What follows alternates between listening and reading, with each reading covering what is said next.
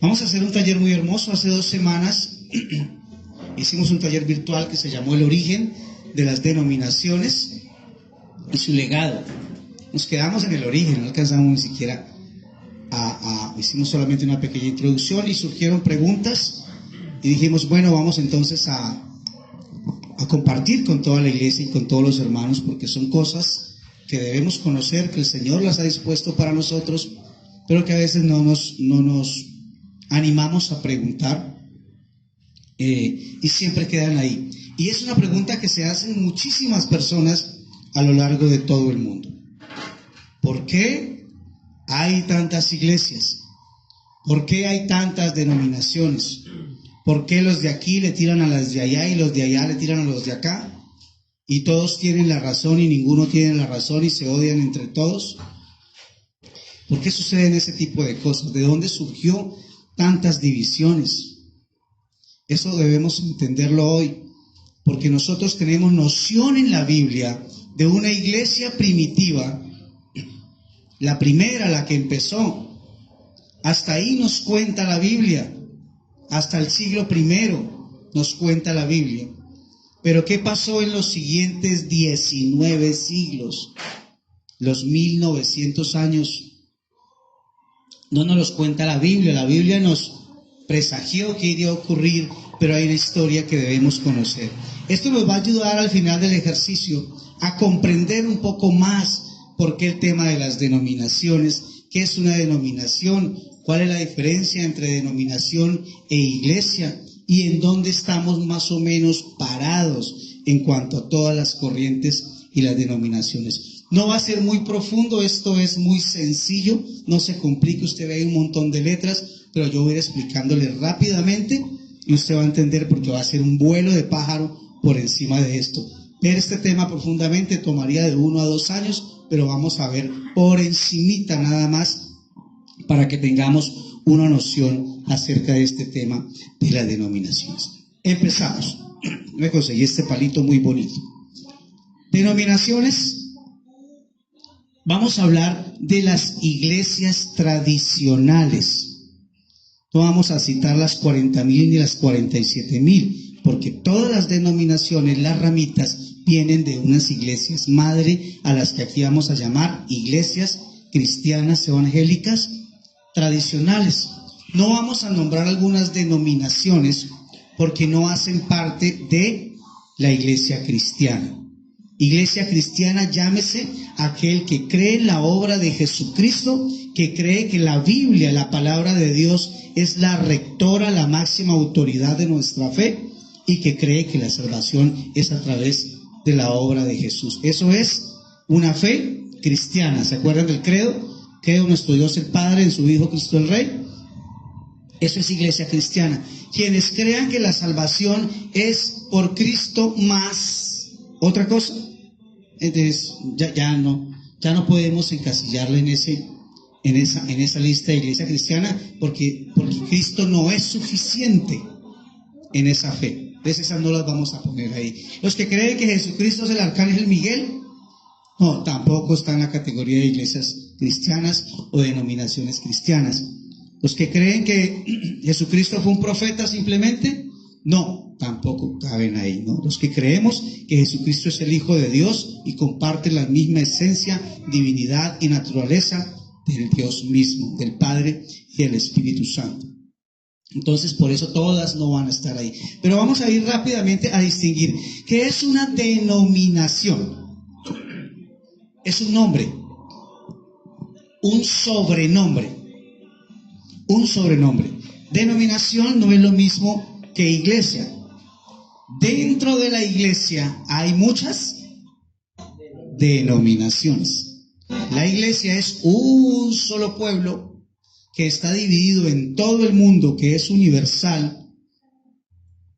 Un solo pueblo que contiene muchas denominaciones. Y vamos a hablar de dónde surgieron esas denominaciones, de dónde surgieron esas iglesias que conocemos como tradicionales. Entonces, denominación quiere decir nombre o sobrenombre, ¿no? Iglesia Vida, eso es un sobrenombre. Eso es un sobrenombre que tiene una iglesia, una denominación que hace parte de la iglesia de Jesucristo. Vamos a ver cuáles son las denominaciones, los nombres, los sobrenombres más tradicionales que han existido a lo largo de toda la historia y de dónde surgieron y en dónde están parados hoy en día en pleno siglo XXI. Aquí vamos a hacer una historia brevísima, vamos a hacer una línea de tiempo y vamos a empezar por nuestro Señor Jesucristo cuando resucita y asciende al cielo. Aquí era el año ¿qué? 33. Subió el Señor Jesús, a los 50 días descendió el Espíritu Santo, el día de Pentecostés, y comenzó la iglesia. ¿Tenía un nombre, una denominación en ese momento? No, era simplemente Iglesia de Jesucristo. Por allá en Antioquía, a los que seguían esta fe del Señor les llamaron por primera vez cristianos. Entonces, eran iglesia, todavía no tenían nombre ni sobrenombre, ¿cierto? Entonces, del año 33 al año 100 es la era o la época apostólica, porque ahí estaban vivos los apóstoles, estaban haciendo y diciendo cosas, predicando el evangelio para que quedara en los libros de registro lo que ellos enseñaban. ¿Por qué hasta el año 100 es la época apostólica? Porque en el año 100 muere el último apóstol. ¿Que fue quién? Juan. Unos dicen que en el 97, otros dicen que en el 101, pero nos ubicamos en el 100. Se murieron los apóstoles el último y se acabó el cristianismo, ¿verdad? No. Empezó algo que se llamó de aquí a acá la patrística, o sea, los padres de la iglesia. Los que eran amigos de los apóstoles conocieron la doctrina por parte directa de los apóstoles, pero ellos siguieron vivos porque eran más jóvenes. A ellos se les llama como los padres de la iglesia. Debería llamarse a los apóstoles, pero los apóstoles son los apóstoles, el fundamento de la iglesia. Y aquí sigue los padres de la iglesia o la patrística, los padres de la iglesia, que van por acá como hasta el 300, casi hasta el 400, toda esa época de estos hombres de Dios que seguían predicando la doctrina de los apóstoles. Por acá en el 220 después de Cristo apareció un señor llamado Sabelio. Y el hombre dijo, no existe la Trinidad. Eso que ustedes están creyendo, que el Padre, que el Hijo, que el Espíritu Santo y que Dios tres en uno es. No. El Hijo es el mismo Padre. Lo que pasa es que el Padre tomó prestado el cuerpo de un personaje que nació de María, al que llaman el Hijo, pero el que estaba ahí era el Padre, no existe tal Hijo, ¿no? Entonces aparece una corriente llamada el sabelianismo, por este señor Sabelio. Y ahí viene qué le pasó a don Sabelio cuando salió con eso. Pues le dijeron, no, aquí no venga usted con esas historias, eso no es así, eso no es lo que hemos creído en estos 100 años, y esto no es lo que hemos creído en estos 100 años de los apóstoles, y esto no fue lo que nos enseñó el Señor Jesucristo. Él dijo, el Padre y yo somos uno como una unidad, no como una unicidad, ¿verdad que sí? Entonces no prosperó acá en el 220 el tema del unicitarismo o el tema del sabelianismo por este señor Sabelio. Seguimos en el 318, ya van 318 años después de Cristo. Ahí va la iglesia. No prevalecieron contra ella ni las puertas del Hades, ni toda la persecución romana, ni el sabelianismo, ni los gnósticos que se levantaron también contra la iglesia. No prevalecieron. En el 318, un señor llamado Arrio dijo no. ¿Cómo le parece que Jesucristo no es Dios? Jesucristo es un profeta, es una persona que Dios usó, un humano, pero nunca compartió gloria con Dios, ni antes que el mundo fuese, ni se despojó de nada, y atacó completamente la deidad de Jesucristo. Este señor Arrio no prosperó, porque en el 325, 6, 7 años después, el emperador Constantino, el emperador romano, dijo, ¿cómo así? Yo pensé que la fe de los cristianos era la que siempre he escuchado toda la vida, nosotros Roma persiguiéndolos, y ahora sale este señor Arrio a decir que no es así, que en verdad ese Jesús no era nada ni nadie. Entonces, este señor Arrio hace un concilio, una reunión, vamos a reunir a todos los pastores que habían en esta época, los obispos, los cristianos líderes, reunió a 300 y también reunió a los que seguían esta nueva doctrina de Arrio, que Jesucristo no era Dios, y los sentó y dijo, bueno, hagan ahí, agárrense ustedes del pelo, pero al final saquen una conclusión, ¿Jesucristo es Dios o Jesucristo no es Dios? Por supuesto, la tradición evangélica de la iglesia primitiva hasta el 325 tenía mucho más fuerza, mucho más soporte en la escritura de que Jesucristo era 100% un hombre, pero también era divino 100% Dios, y que compartió gloria con el Padre antes que el mundo fuese. Entonces se cae el arrianismo. Don Arrio y sus amigos se caen, y entonces dice este señor Constantino, en esta ciudad llamada Nicea, en el 325, hagan un documento donde digan en qué creen ustedes los cristianos. Y ahí nace el famoso credo niceno, lo que creemos, ¿no? Hasta aquí el cristianismo es el mismo desde acá. ¿Hay denominaciones? No. ¿Aquí levantó un señor Sabelio? No prosperó. ¿Por aquí levantó un señor Arrio? No prosperó. Pero el cristianismo sigue creciendo, fortalecido, y sigue siendo apostólico cristiano. No ha surgido ninguna denominación, ¿no? En el 381 sucedió algo. Ya murió Constantino, el emperador romano que perseguía a la iglesia. De hecho, en el 303, por acá, él hace un edicto que se llama el Edicto de Tesalónica, y dejan de perseguir a los cristianos. Pero Constantino no fue el que trajo el cristianismo al Imperio Romano, como algunos creen. Constantino fue el que dañó el cristianismo porque trajo la iglesia cristiana al Imperio. No fue acá. Él hizo un edicto de no perseguir a los cristianos y hizo un concilio donde se pusieran de acuerdo por el tema de Arrio. Pero en el 381, este emperador, Teodosio I, él sí trae el cristianismo al Imperio Romano. Y el cristianismo comienza a tener matices de cristianismo católico romano. Hasta aquí era católico. ¿Qué quiere decir católico? Universal. Católico es una palabra griega, una palabra en latín que significa universal. El cristianismo es para todo el mundo, universal. Pero aquí ya comenzó a convertirse en católico romano. Católico romano. Más adelante, el imperio pierde 3 de las 4 ciudades más importantes que tenía el Imperio Romano, la guerra que hubo con los del Islam, y el cristianismo católico solamente queda en Roma. Ahora sí era más romano todavía. Si antes era romano porque tenía un imperio regado, ahora es romano porque solamente están en Roma. Allá no pudo el Islam contra Roma.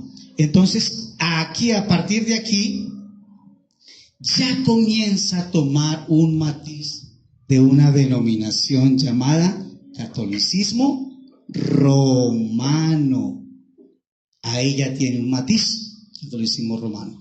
Entonces, ahí comienza a avanzar. Acá en el 608, más adelante, se inventan esta figura odiosa, dañina y perversa llamada el papado, ¿no?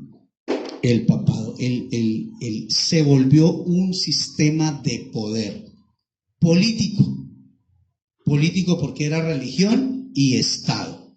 Papado y emperador eran uña y mugre, y entonces lo que ellos dijeran era ley en todas partes. Y estaba impuesto por obligación el cristianismo sobre las ciudades del Imperio Romano. Ahí ya hay un error, porque el cristianismo no se impone ni se obliga. Es una relación de amor entre el que escucha la palabra, la cree, y su Señor. No, aquí no había ni amor, ni relación, ni palabra. Aquí era a la fuerza. Listo, lleguemos hasta ahí. Ahora aquí, de aquí para abajo, ya comenzamos a ver más acentuadas las denominaciones. 1054, 400 añitos más adelante. 1054 hay algo que se llamó el cisma, o sea, una ruptura de ese cristianismo católico romano. Hubo la primera división y se dividieron y quedaron en un lado, en el este, unos señores llamados ortodoxos, y en el oeste quedaron los católicos romanos solos. El cisma de Oriente se llamó. Hubo problemas dentro del catolicismo, entonces se dividieron y estos señores dijeron, no, nosotros no nos sometemos al Papa ni nos sometemos al catolicismo romano, nosotros vamos a seguir siendo cristianos, pero nos vamos por otra línea, y ahora ya tenemos la primera denominación llamada ortodoxa, o la iglesia ortodoxa de Oriente, o la iglesia cristiana copta en Egipto. Ortodoxa, aquí ya comienzan a salir sobrenombres a la iglesia. Ya tenemos ortodoxa y católica romana. Sigue la cosa así, sigue la cosa así, y por acá en 1517 viene una cosa extraordinaria que transformó el mundo en dos, y se llamó la Reforma Protestante. Toda la gente que estaba acá en estos 1100, 1200, 1300, 1400, 1500 comenzó a ver que la iglesia católica romana se comenzó a salir de sí. Ahora la máxima autoridad de su fe ya no era la escritura, sino ahora eran también estos señores, lo que dijera el Papa, y eran también los concilios. Bueno, vamos a reunirnos todos y vamos a ver qué opinamos sobre ¿usted qué cree? ¿Que María ascendió al cielo? Yo sí creo que María ascendió al cielo y que también es intercesora. Bueno, metamos eso como un dogma de la fe católica. ¿Usted cree que los muertos pueden interceder por los vivos? Yo creo que sí.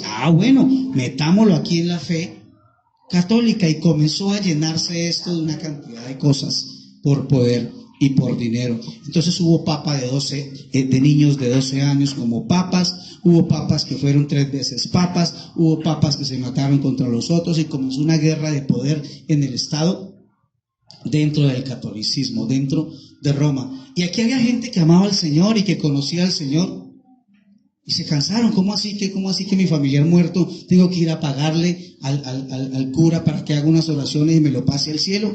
Las famosas indulgencias. No, eso no es así. Entonces hubo un señor acá en el 1517, apoyado por otros señores cristianos, sacerdotes cristianos católicos, y dijeron, no, la cosa no es así. Y este señor Martín Lutero un día sacó una lista de 97 cosas que la iglesia estaba exigiendo y estaba pidiendo y que la Biblia no las aprobaba. 95 tesis. Y fue a la iglesia donde él se congregaba en Alemania y clavó esas 95 tesis en la puerta, y la gente se alborotó. Uy, ¿cómo así? ¿Alguien levantándose contra el poder del Estado? ¿Contra el representante de Dios en la tierra? Eso es un hereje, tiene que morir. Bueno, y lo mataron. Y todos los que pensaron como él comenzaron a matarlos de ahí en adelante, en algo que se llamó la Santa Inquisición. Matar a los que creían en la Biblia, a los que creían y protestaban de que esta gente estaba muy equivocada, como iban manejando la fe cristiana en el mundo. Entonces, la Reforma Protestante en 1517, Martín Lutero. Esto sonó tan bien porque la gente estaba cansada de toda la pudredumbre, de toda la maldad, de toda la iniquidad, de toda la mentira, de todo el engaño que se estaba moviendo en este catolicismo, que mucha gente dijo, oiga, hacía tiempo estábamos esperando que alguien se levantara contra la Iglesia Católica. Pero él no se levantó, Martín Lutero, para formar una iglesia aparte, sino para renovar, para transformar, para reformar la iglesia. Pero la iglesia no iba a aceptar reformas, ¿no? El que no está con nosotros se muere. No aceptaron las reformas. Entonces aquí comenzaron ahora a verse mucho más las denominaciones a partir de la Reforma Protestante de 1517. La primera que salió, por supuesto, en honor al que clavó esas 95 tesis en la puerta de la iglesia en Alemania, Martín Lutero. La primera fue los luteranos. Aquí no era 507, sino 17. Los luteranos. Eso ocurrió en Alemania. Los que pensaban como Martín Lutero, entonces dijeron, no, nosotros ya no vamos a ser parte tampoco de esa mentira y de ese engaño. Me parece que este señor Martín Lutero tiene razón. Entonces vamos a comenzar a reunirnos nosotros, a escondidas o como sea, pero vamos a comenzar a volver a la ortodoxia, a la palabra, a la Biblia, al Evangelio, porque esta gente nos llevaba muy lejos por otro lado. Y se formó la iglesia luterana. Ahora ya le pusimos un sobrenombre a la iglesia luterana. No es que protestaron del catolicismo, es que estas personas entendieron que el cristianismo que estos estaban haciendo durante años no era cristianismo. Lo que ellos estaban pensando, lo que estos reformadores estaban pensando de la Biblia, si era cristianismo, no era un cristianismo nuevo, era el cristianismo de siempre. El de Cristo, el de los apóstoles, el de la iglesia primitiva, el del concilio de Nicea. El cristianismo de siempre. Aquí no había nombres, sobrenombres, ni denominaciones. Entonces, se formó la primera, los luteranos. Y existen hasta hoy en día. Existen hasta hoy en día. Bautizan niños, entre otras cosas. No vamos a entrar en qué creen cada uno de ellos porque nos extenderíamos muchísimo, ni a juzgar si está bien o si está mal, porque no es el tema. Es un vuelo de pájaro sobre las denominaciones y su origen. Los luteranos, a propósito, se llaman protestantes porque cuando Martín Lutero se levantó, los príncipes de Alemania enviaron cartas a la Iglesia Católica en Alemania, cartas de protesta por las sentencias y por las cosas que estaban haciendo contra ellos. Por eso se llamaron protestantes, no porque hayan protestado contra el catolicismo, sino porque los príncipes alemanes protestaron contra la Iglesia Católica Alemana por la persecución que le iban a hacer a estas personas que habían hecho esta reforma. Entonces, que tú eres protestante y te separaste de la Iglesia Católica. No es así. Los que estaban separados del cristianismo eran ellos, no los reformadores. Enseguida, en 1521, poquitos años antes del inicio de la Reforma Protestante, y nacen los anabatistas. Anabatistas significan rebautizadores. Anabatistas en varias ciudades de Europa, porque todo esto se da en Europa. Aquí ni señas de América, ni señas de Sudamérica todavía. Esto se está dando en Europa. Los anabatistas dijeron: venga, es que los luteranos están bautizando niños, y los luteranos todavía tenían algunas cosas aprendidas de acá. Pero los anabatistas dijeron: no vamos a bautizar niños, vamos a bautizar adultos. Los que crean en el Evangelio y se arrepientan, los vamos a bautizar. Entonces, por eso los apodaron despectivamente rebautizadores. Entonces, ya tenemos la tercera denominación. La cuarta, la primera fueron estos católicos romanos, la segunda fueron los ortodoxos, y ahora en la Reforma tenemos a los luteranos, y ahora tenemos a los anabatistas, a los rebautizadores en Europa. Estamos de acuerdo con la Reforma, estamos de acuerdo con Martín Lutero, estamos de acuerdo de que estos señores católicos romanos estaban erradísimos, pero tampoco estamos de acuerdo de que se bauticen niños. Entonces, la gente que ha sido bautizada desde niño en esta corriente, aquí la vamos a volver a bautizar, y se forma el movimiento anabatista, rebautizadores. Aquí hubo una guerra y se formó una violencia porque estábamos en la Inquisición. Ahora Roma, el imperio, el poder del Estado, estaba persiguiendo a estos protestantes. Entonces, una rama anabatista se alzó en violencia, en fuerza, en resistencia, pero otra rama dijo no. Un señor anabatista llamado Menon Simons,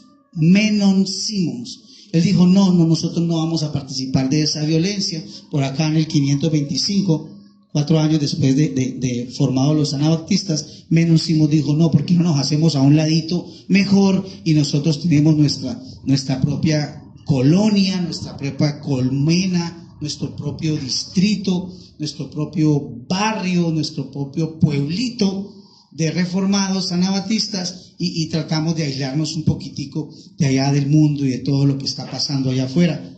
Como que se aislaron un poquito, y entonces estos anabatistas siguieron a Menón Simus y nacieron los menonitas. Tenemos otro sobrenombre, otra denominación.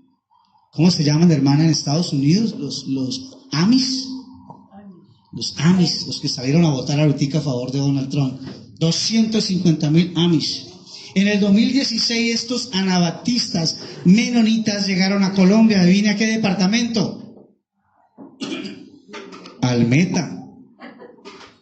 Allá tienen todos esos territorios cultivando. Son los señores de la leche y el queso. Pero ellos no están con la tecnología, no tienen celulares, usan bicicletas, carruajes. Siguen lo que Menón Simus le dijo: no, aislémonos del mundo, tengamos nuestra vida cristiana aquí, nuestros colegios aquí, acá ninguno se casa con uno de afuera. Y armaron su colmena, y ellos son los menonitas, porque siguen al Señor Menón Simus. Entonces ya tenemos otro sobrenombre, otra denominación. ¿Son iglesia de Jesucristo? ¿Los luteranos son iglesia de Jesucristo? ¿Los anabatistas son iglesia de Jesucristo? Ok, perfecto. Ahora, 1534 en Inglaterra. Mire que todo es ahí. 1517, 1525, 1521, 1534. Eso es un movimiento que revolucionó Europa. Eso no se hablaba de otra cosa sino de eso. Por eso fue un movimiento muy importante que divide la historia del mundo en dos, y ahí surge esto. Estamos hablando del pueblo del Señor Jesucristo, del cual usted y yo somos. Es una historia que no está en la Biblia, pero que debemos conocer para saber de dónde viene todo esto. ¿Cómo vamos? ¿Están aburridos? ¿Cansados? ¿Seguimos? Bueno, póngale mucha atención e interés. En el 534 en Inglaterra, el señor rey Enrique VIII tenía una esposa muy bonita, pero se aburrió de ella y dijo: yo me quiero como separar. Y por ahí miró otra que era más bonita y más joven. Dijo: yo quiero separarme de esta ya y casarme con esta otra. Escribió a Roma, porque en el catolicismo romano el que da permiso para el matrimonio es el Papa. Escribió a Roma, dijo: yo soy el rey Francisco VIII y me quiero separar de esta para casarme con otra. Y Roma le dijo: no. Dijo: no, me van a decir que no a mí, que soy el rey de Inglaterra. Y como estaba de moda el dividirse, el separarse, dijo: pues a partir de este momento yo seré el Papa de Inglaterra, y ya no nos sujetamos más a Roma, que aquí el dueño, amo y señor de la iglesia soy yo. Y nació la iglesia de Inglaterra, la iglesia anglicana, de Inglaterra, la iglesia anglicana episcopal. Episcopal quiere decir que hay una cabeza, un papa, un líder arriba de esa iglesia, y ese papa, ese líder de la iglesia era el rey Enrique VIII. Entonces nace otro nombre, otra denominación, la iglesia episcopal anglicana, o la iglesia anglicana episcopal. ¿Existe hoy en día? Sí, en muchas partes. ¿Existe hoy en día los anabatistas? Sí, existe esa denominación cristiana. ¿Existe hoy en día los menonitas? Sí. ¿Existe hoy en día los luteranos? Sí. ¿Existen hoy en día los ortodoxos? Sí, en Oriente. ¿Y existe hoy en día los católicos romanos? Sí. ¿Estamos viendo? Denominaciones, iglesias tradicionales. Ya vamos llegando. Don Enrique. En 1541 en Escocia nacen los presbiterianos. Iglesia Escocia dijo: nosotros también no vamos con Roma y no vamos con ese sistema de liderazgo del papado, como lo tiene Roma y como lo tiene ahora don Enrique VIII, el rey de Inglaterra, los anglicanos, sino que ahora nosotros sí queremos también ser protestantes, hacer parte de la reforma, pero nosotros no queremos que sea un líder, una cabeza suprema, ya un cacique, quien gobierne la iglesia aquí en Escocia, sino que nosotros vamos a ser un presbiterio. Es una palabra bíblica que significa anciano. presbítero es un anciano. Entonces, la iglesia en Escocia la vamos a gobernar, la vamos a liderar muchas personas de la iglesia que tengan una madurez para tomar las decisiones de la iglesia de Escocia. Entonces se llamó la Iglesia Cristiana Protestante Presbiteriana. Tengo un amigo pastor de la Presbiteriana en Madrid, Cundinamarca, que estudió conmigo en el seminario. Los presbiterianos, hay presbiterianos y hay hartos. Los presbiterianos nacen acá, en Escocia, en 1541. Más adelante, ya llegamos al 1608, también en Inglaterra, del mismo movimiento de los anglicanos y del mismo movimiento de los anabatistas o rebautizadores, nacen los amigos bautistas. Los bautistas también rebautizan como los anabatistas. Hacen énfasis en el rebautismo. Hacen énfasis en el rebautismo en Inglaterra. En Inglaterra. Entonces el bautista siempre le dice que usted debe rebautizarse. Rebautizarse. Rebautizarse. Y hace mucho énfasis en el tema del bautismo. Entonces, aquí está otro nombre que le salió a la iglesia, una denominación más tradicional, los bautistas. Más adelante, y aquí ya llegamos a la mitad del taller, más adelante, en Reino Unido, en 1729, nacen los metodistas. El método. Un señor llamado Juan Wesley, con su amigo Charles Wesley, se dieron cuenta que el tema del cristianismo era ya como aburrido, como que era una religión más, pero a la gente le faltaba como chispa, como vitamina, como fuerza, como fuego, como entusiasmo, como gana, como compromiso en su vida cristiana, porque ahora todos eran cristianos y eran protestantes, como en Estados Unidos, todos son cristianos protestantes, pero usted no le ve ni lo cristiano ni lo protestantes. Es como que se acomodaron a una corriente, a una religión, a una tradición de fe. Entonces John Wesley y su hermano Juan Wesley, su hermano Charles Wesley, dijo, bueno, vamos a crear métodos de oración, métodos de ayuno, métodos de estudiar la Biblia. Ellos inventaron el método devocional.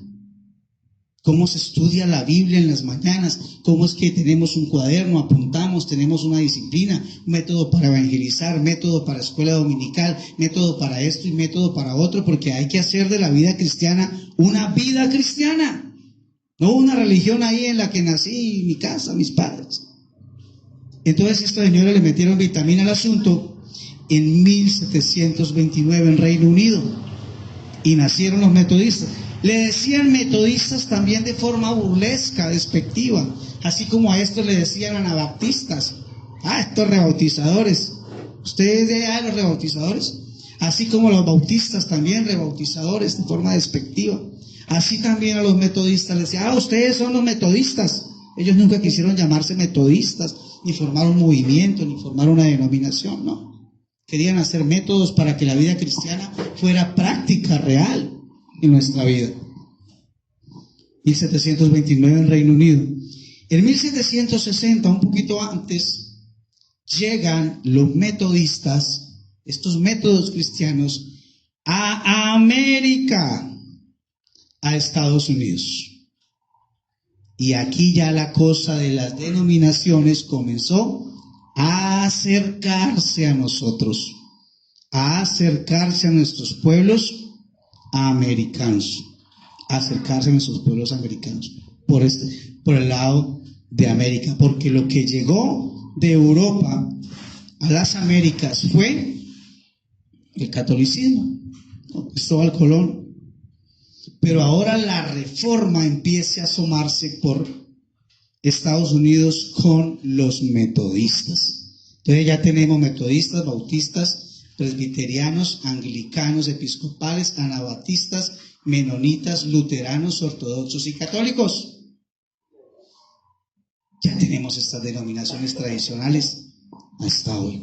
Pero ya llegamos a 1760. Esto ya es siglo XVIII. Siglo XVIII, ya van 1800 años desde que Jesús subió al cielo y empezó la iglesia primitiva. Ya han ocurrido 1800 años. Y ahora, en 1860 en Estados Unidos, un metodista, el metodista hacía énfasis en que usáramos métodos de vida cristiana para llegar a una perfección y a una santificación. Ellos se tomaron muy en serio lo de la perfección y lo de la santificación. Ellos creían que uno podía, en su esfuerzo, de verdad llegar a esa perfección, a la estatura del varón perfecto, y entonces hacían muchos métodos para que eso sucediera en la vida de las personas. Esto le va a sonar hoy en día mucho, este esfuerzo para alcanzar esa perfección. Entonces, en 1860, ya por acá 100 añitos después del metodismo, estar en Estados Unidos, y John Wesley en Estados Unidos y su hermano escribía muchos salmos, muchos himnos, aparece un movimiento que se llama movimiento de santidad, metodista. Y había un instituto de estudio bíblico y había un profesor metodista de ese instituto que se llamaba Charles Parham, y él un día, en un tiempo de oración, le impuso manos a una chica llamada Annie Osman, y la chica comenzó a temblar y comenzó a temblar y comenzó a temblar y comenzó a hablar en un lenguaje extraño. Esto se registra en la historia de la iglesia porque nunca sucedió acá, ni acá. Acá sí. 50 días después de que Jesús subió, comenzaron a hablar en un lenguaje extraño, en otros idiomas, el día de Pentecostés, para que los extranjeros escucharan el evangelio y los llevaran a sus tierras después. Pero volvió a suceder acá, por Dios, 1860 años después. Entonces pensaron que esta chica lo que estaba hablando, por supuesto, era un idioma extranjero. Esta hay que mandar a las misiones. Estará hablando por allá un idioma, por allá indio, chucua, pero ha recibido el don del Espíritu Santo para predicar el evangelio. Ahí quedó el tema. En 1906, no tengo el nombre, no puse el nombre del que sucedió a Charles Parham, o sea, 40 años después, 40 y pico años después, este mismo movimiento de santidad llegaron a una calle en Los Ángeles, California, llamada la calle Azusa. Y él dijo, si le pasó a Charles Parham, que impuso manos y ella comenzó a hablar en ese lenguaje extraño, él dijo, yo creo que el cristiano que ha creído y que es salvo necesita un segundo toque del Espíritu Santo para él comenzar su vida ministerial. Y comenzó a enseñar eso y comenzó a colocarle manos a todas las personas de esa iglesia, y en esa iglesia comenzaron todos a hablar en lenguas extrañas y a dar vueltas y una serie de cosas, y él dijo, sí, ve, confirmado, las personas necesitan un segundo toque del Espíritu Santo, y todas las personas que son salvas necesitan la experiencia en hablar en lenguas, una segunda experiencia después de haber creído.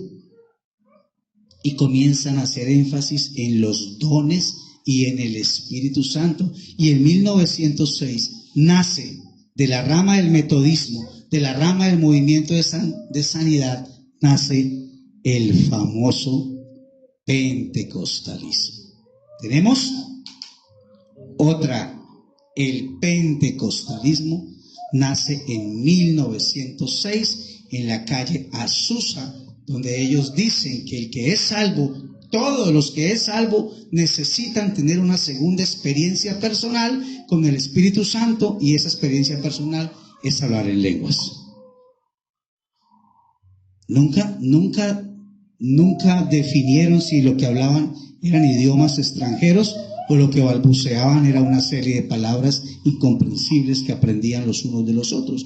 Nunca se definió hasta hoy si realmente es un don de lenguas extranjero o simplemente son una serie de palabras que repiten sin sentido, o glosolalia, como se llama. ¿Listo? 1906. ¿Se acuerdan de este señor Sabelio, unicitario, que por acá en el 220, muy temprano, quiso levantarse con su doctrina unicitaria de que el Hijo era el Padre? Pues en todo este tiempo ese asunto no se volvió a tocar hasta por acá en 1550, un señor, Miguel Cerveto, que hizo parte de la Reforma, también creyó lo mismo que este señor Sabelio. Del 220 al 1550, el tema del sabelianismo no hizo parte de la iglesia. El tema del unicitarismo no tiene eclesiología, o sea, no tiene historia de la iglesia que lo soporte. No hizo parte. Pero acá este señor en la Reforma, Miguel Cerveto, también dijo, oiga, tiene sentido, y viajó creo que a Suiza,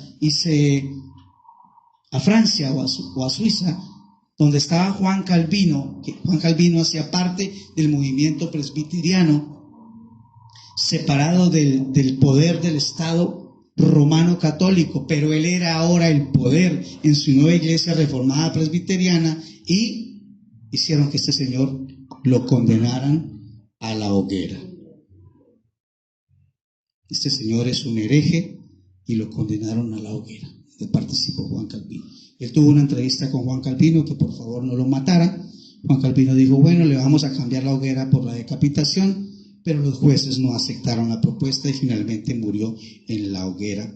El que quería ser precursor nuevamente de la doctrina del unicitarismo, del sabelianismo en el 220 después de Cristo. Ahora, ¿por qué les digo esto? Porque ahora aquí en el pentecostalismo, en 1906, 7 años después, 8 años después, en 1913, un señor llamado McAllister, en un campamento de jóvenes en Estados Unidos, todos son metodistas, en un campamento de jóvenes, él dijo, me parece que tuve una revelación, porque acuérdense que venimos de movimientos del Espíritu Santo, de lenguas, de profecía, de revelaciones.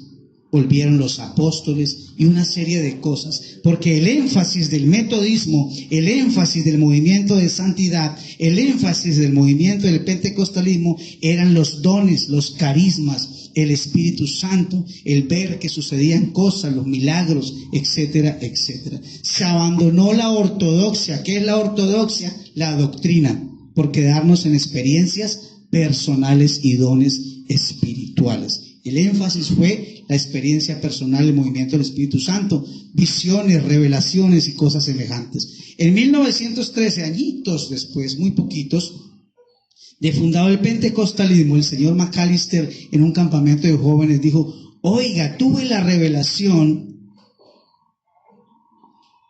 de que Cristo era el mismo Padre y de que el bautismo que mandó el Señor Jesús en Mateo 28, en el nombre del Padre, el Hijo y el Espíritu Santo, eso no es así. Hay que bautizar solamente en el nombre de Jesús. Entonces, en ese campamento esa noche, él predicó sobre esto, el señor McAllister, y al día siguiente, el señor John Chepet dijo, oiga, yo también tuve la misma revelación. Yo también lo vi en visión, y arranca con fuerza la división del pentecostalismo, queda entre los pentecostales trinitarios y los pentecostales unicitarios. A partir de 1913 arranca el movimiento. Más adelantico, sobre 1960, en la misma denominación, estamos acá en los metodistas, la misma denominación, que son el movimiento de santidad, que son el movimiento pentecostal, empieza el movimiento carismático. Reciente. El movimiento carismático ahora sí se queda en el énfasis solamente de los dones, de la manifestación del Espíritu Santo, de las profecías, de las visiones, y vuelven los apóstoles y vuelven los profetas, cosa que nunca sucedió en estos 19 siglos, 1900 años de cristianismo. Aparece por primera vez, otra vez, los apóstoles, los profetas y el Espíritu Santo con dones y manifestaciones de sanidad, de milagros, de lenguas, de temblores, de visiones. Acá, en el movimiento carismático en 1960, es el tiempo del teleevangelismo. Entonces todo el que tuviera un televisor le llegaba el cristianismo a través del movimiento carismático pentecostal. Porque era que hay tantos pentecostales en Latinoamérica y en América. Por este movimiento que tomó muchísima fuerza en nuestro continente debido a la televisión y al evangelismo. Porque si hay algo que tiene el pentecostal es que evangeliza. ¿Recuerda lo que dijo John Wesley? Dijo, no, aquí esta gente está muy dormida, yo voy a inventarme métodos para meterle candela al asunto cristiano. Y entre meterle candela, meterle fuerza, meterle compromiso estaba también el evangelismo. Pero abandonaron un poco la ortodoxia, abandonaron el estudio de la Biblia y comenzaron a hacer énfasis en los carismas, en las manifestaciones, en el Espíritu. Acá vuelven las visiones, los apóstoles. En 1970 hay un movimiento de la nueva era que se llama la ley de la atracción. Visualízalo y lo tendrás. Decláralo y lo tendrás. Ese movimiento que no tiene nada que ver con el cristianismo, que tiene que ver con la nueva era, llega y se infiltra en el movimiento carismático o el movimiento neopentecostal. Movimiento carismático son los nuevos pentecostales, neopentecostal. Se infiltra ahí la nueva era con la ley de la atracción y comienza la doctrina de la prosperidad o la palabra de fe o la confesión positiva. Eso nunca existió acá, ni acá. Llegó acá. Ahora Dios tiene que correr a cumplir tus órdenes y tus deseos si tú lo declaras. Dios está a tu servicio si tú lo decretas y lo confiesas con tu boca y le pones fe. Estos señores decían, Dios lo va a hacer. Ya no es que tú estás al servicio del Señor y tú eres parte de la iglesia y te sujetas a la iglesia y te sujetas al Señor de la iglesia. No, ya eso no era así. Ahora el Señor está a tu servicio y está para darte cosas materiales y para darte plata, porque tú eres el hijo del rey y tienes que vivir como un hijo del rey. ¿Cuántos escucharon eso? Llegó acá. Ahora Dios estaba al servicio de los deseos de los hombres y tenía que cumplir nuestras órdenes si nosotros declarábamos palabras positivas y las creíamos. Lejos de la ortodoxia, lejos de la Biblia, lejos de lo que se creyó por años en las iglesias tradicionales, fue lo que nos trajo el movimiento carismático neopentecostal con la doctrina de la prosperidad, de la palabra de fe, de la confesión positiva, que no era otra cosa que la ley de la atracción en la nueva era. No perteneció nunca al evangelio eso. Yo declaro, yo profetizo, yo decreto, yo ato, yo desato. Eso pertenece al yoísmo. Al yoísmo. Yo, primeramente yo y la maravillosa persona del yo. Y si queda algo para mí también. Y Dios, no, Dios está a mi servicio. Yo vengo a la iglesia para que Dios me llene la plata de los bolsillos de plata. Porque es que a mí me enseñaron en este movimiento que si yo declaraba, Dios lo hacía. Y si lo declaraba con fe, pues Él tiene que estar a mi servicio. Lejos. Llegamos lejos acá de la palabra y del verdadero fundamento de lo que es la iglesia de nuestro Señor Jesucristo y lo que por tradición se vivió durante 1900 años. Cuando este movimiento comenzó a mezclarse con otras ciencias del hinduismo, del budismo y de la nueva era. Terminamos.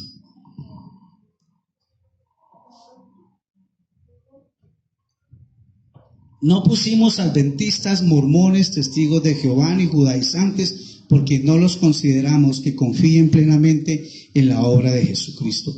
Estos señores confían plenamente en la obra de Jesucristo, pero le añaden su interés material, su interés de prosperidad, su interés de que Dios está en la obligación de darme. Y no estoy en la obligación de darle nada a Dios. Abandonaron completamente la razón de ser del metodismo como denominación y se fueron por estas ramas de la sanidad, por estas ramas de las experiencias personales, y las experiencias personales comenzaron a reemplazar la Biblia. Es que yo vi una visión, es que yo soñé, es que a mí me profetizaron, es que el apóstol me dijo, y todo eso comenzó a reemplazar la Escritura.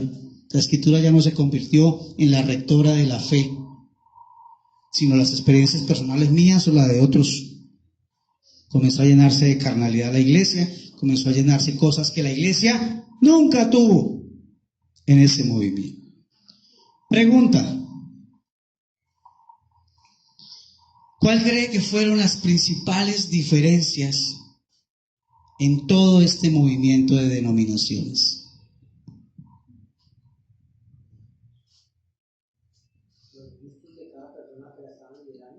Los gustos de cada persona que la estaba liderando. Sí, señor. Dime. Diferente propósito. ¿Cuál fue la pregunta, pastor? Diferente propósito. ¿Cuál cree que fueron las diferencias más marcadas que hubo entre todas estas denominaciones que nacieron y que están hasta hoy? ¿Qué los diferenciaba? Que su fe aumentaba más. Que su fe aumentaba más. Ahí cada movimiento tenía su propio criterio, su propia costumbre, su propia creencia. Cada movimiento tenía su propio criterio. Muy bien, hermano, excelente. Cada uno le añadió. Cada uno le añadió un pedacito a cómo se vivía la vida cristiana. Y cada uno también le quitó y le ponía lo que quería. Y hubo mucho interés de poder acá y de dinero acá, un interés egocéntrico, el yoísmo. Para mí, interés monetario.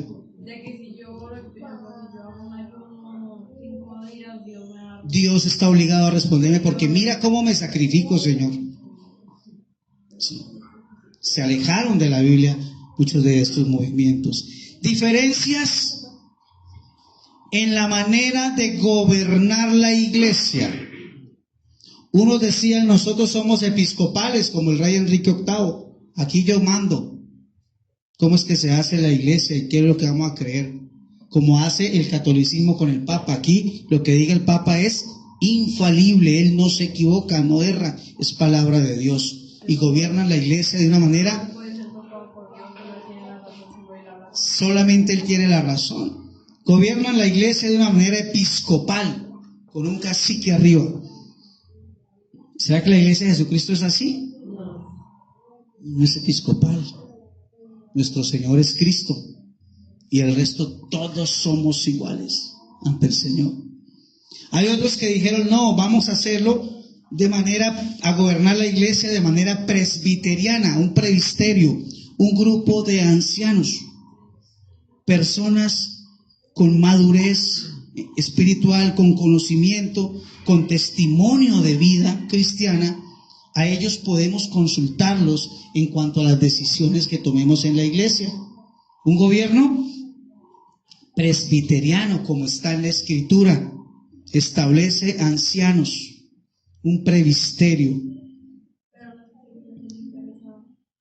¿Perdón?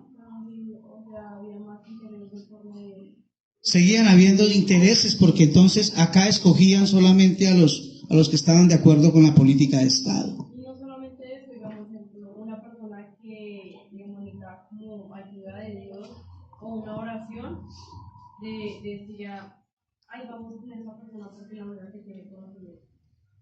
No repartían el conocimiento de Dios, no preguntaban, no decían. Exacto, muy bien. La otra forma de gobierno es la forma congregacional, la forma que adoptaron muchos bautistas, ¿no? Entonces aquí no hay un líder que decida ni tampoco hay un grupo de ancianos y presbiterio, sino que vamos a preguntarle a toda la iglesia, todos, el que llegó hoy nuevo, el que no tiene ni idea de qué estamos hablando, a todos les vamos a preguntar uno por uno si está de acuerdo en que tomemos esa decisión o no. ¿Creen que sea una forma de gobierno correcta? Ahí se los dejo. ¿En qué otra cosa se diferencian las denominaciones? En la interpretación de la Escritura, en la hermenéutica, en la exégesis que le hacen a los textos. Ahí también se diferencia en cómo interpretan la Biblia. ¿En qué otra cosa se diferencian las denominaciones? En lo litúrgico, en cómo se hace el culto, cómo se hace la liturgia. Si venimos con el cabello recogido, con el velo, con el pantalón, con la falda, si la ofrenda la recogemos antes, después, si no la recogemos, si cantamos, si no cantamos, si aplaudimos, si no aplaudimos, si es un himno, si hay danzas, si no hay danzas, etcétera, etcétera, etcétera. En la liturgia. Entonces nos diferenciamos por la manera de gobernar la iglesia, por la manera de interpretar la Biblia y por la manera en que hacemos el culto o la liturgia. Esas diferencias tenemos. ¿Qué tenemos en común? Malinterpretaban mal la palabra de Dios. Malinterpretaban mal la palabra de Dios. Justificaban mal. Así es. ¿Qué más tenemos en común de interpretar la palabra, de justificar la Biblia del Señor Jesucristo?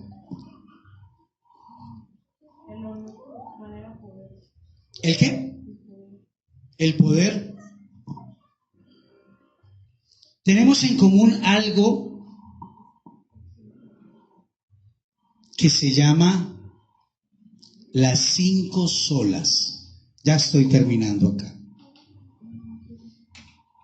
Creemos que la Escritura es la máxima autoridad de nuestra fe. Independientemente, como decía Nicole, si la interpretamos bien o mal, creemos que la Escritura es la máxima autoridad y rectora de lo que debemos creer y lo que debemos hacer como iglesia. Una sola, solo Escritura. Todos ellos creemos en la solo gracia. Creemos que la salvación es un regalo de Dios por su gracia.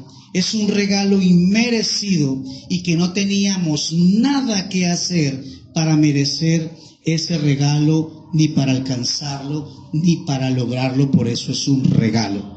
La gracia de Dios se extendió a nosotros y nos regaló la salvación por medio de Jesucristo. Primera sola, solo Escritura.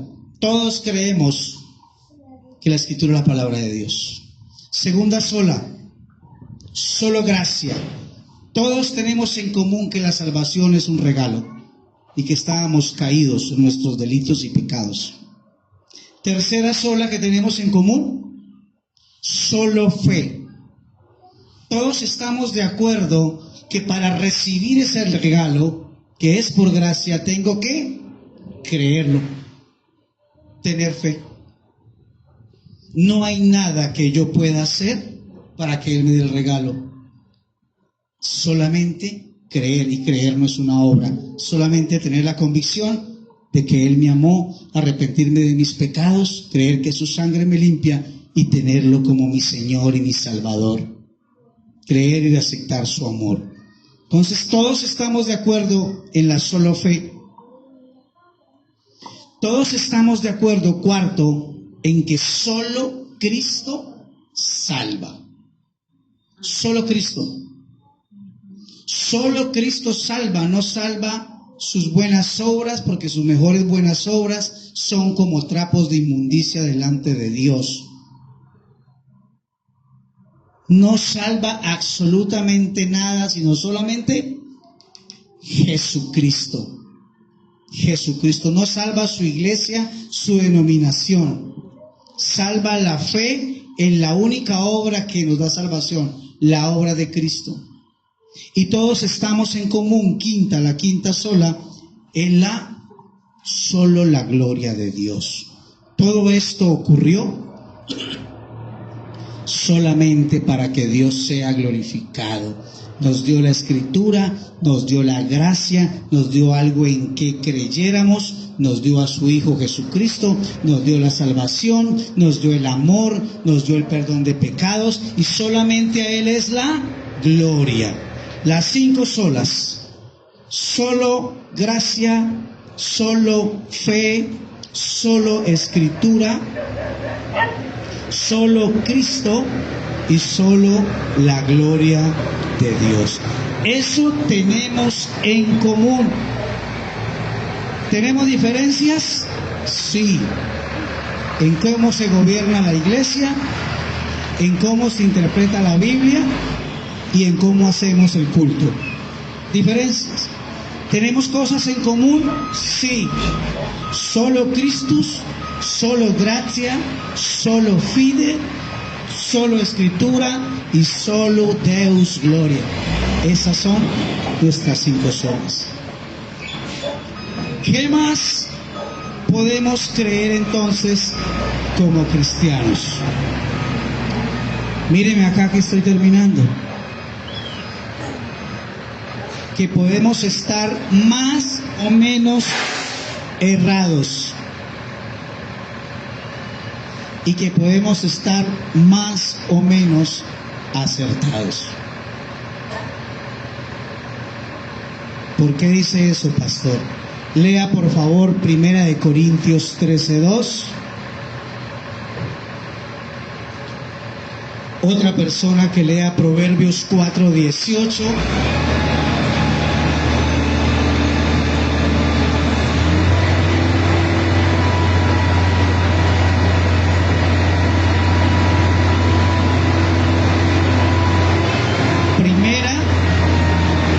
Corintios 13:2. ¿Qué dice? Queremos que el Señor se vaya.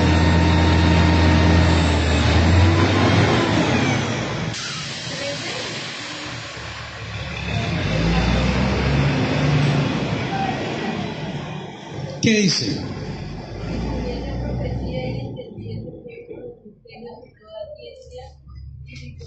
Toda la fe de tal manera que trasladase los montes y no tengamos nada sirve si no tenemos el amor. ¿Qué dice Proverbios 4:18? La senda de los justos es como la luz de la aurora, que va en aumento hasta que el día es perfecto. Va en aumento. Ya tenemos toda la luz. Ahora entiende por qué podemos estar más o menos cerrados y más o menos acertados. Porque todas estas denominaciones todavía no tienen toda la luz, porque todavía el día no ha sido perfecto. No ha venido el Señor Jesucristo. Por eso nuestro conocimiento va en aumento. Va en aumento. Hay un pasaje que dice el apóstol Pablo que ahora vemos como por entre un espejo, como una nieblina, como a oscuras. En parte creemos, en parte, no todo ha sido revelado, porque no todos los tiempos de la Escritura se han cumplido y la revelación es progresiva. El que me diga ahorita que tiene toda la revelación y que es el único 100% sano, yo ya veo que es el primero que está errado. Sí podemos ser más sanos en la medida que creamos en las 5 solas, en que nuestro rector de fe es solo la Escritura, en que nuestra salvación es un regalo y que se recibe solo por la fe y que nos la da solamente Jesucristo y que todo eso es para la gloria de Dios. Eso nos va a hacer más sanos. Salirnos de la regla de las 5 solas nos va a hacer menos sanos. Porque la senda de los justos es como la luz de la aurora, que va en aumento hasta que el día es perfecto. Y ahora en parte vemos como por entre un espejo, como una nieblina, como a oscuras. El espejo de Pablo era un metal pulido, no era el vidrio que tenemos hoy en día. No se fundía la arena en ese entonces. Ahora vemos todavía como por entre nieblina. Deuteronomio 29 dice que las cosas secretas pertenecen al Señor y las reveladas a nosotros los hombres, pero todavía la revelación no es completa. ¿Qué dice 1 Corintios 4:6? Hermanos, les pongo como ejemplo de todo esto a Apolo y a mí mismo. Lo hago para que con nuestro ejemplo ustedes aprendan lo que significa solo obedezcan lo que está escrito. Aprendan lo que significa solo obedezcan lo que está escrito. Hasta ahí, nene, gracias. Solo obedezcan, solo escritura. Solo obedezcan lo que está escrito. Lo que está escrito.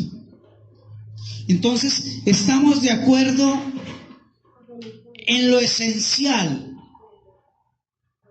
En solo escritura, solo Cristo, solo fe, sola gracia y solo para la gloria de Dios. Pero estamos en desacuerdo en muchas cosas perimetrales. Esto es lo perimétrico, esto es lo central y estos son las posturas de los lados. Ahí podemos estar en desacuerdo. No tenemos por qué atrincherarnos los luteranos y comenzar a tirarle piedras a los presbiterianos y comenzar a tirarle piedra a los carismáticos y los carismáticos a los anglicanos. No. Tenemos que aprender a respetarnos como hermanos y amarnos como hermanos. Así pensemos diferente en lo perimetral.